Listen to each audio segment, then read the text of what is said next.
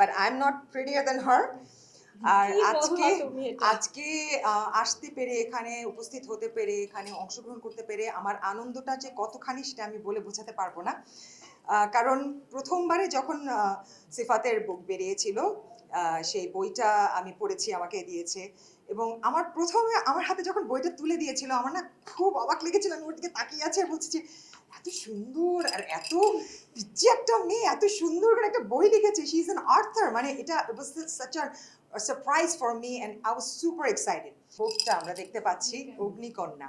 এখন অগ্নিকন্যার বিষয়ে কি বলবো, অগ্নিকন্যার বিষয়ে অগ্নিকন্যার যে রাইটার আছে সেই বলতে পারবে, কিন্তু আমি ছোট্ট করে যদি বলতে চাই তবে বলবো অগ্নিকন্যা কেন বলি আমরা, কিসের জন্য বলি আমরা।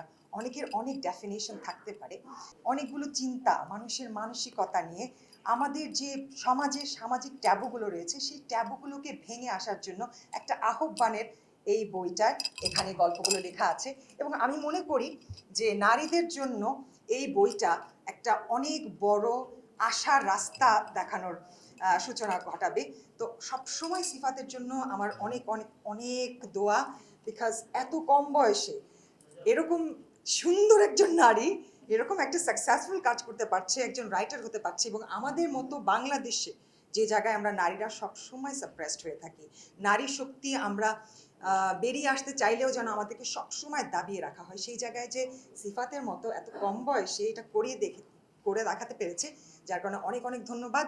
এজন্য best of luck to you.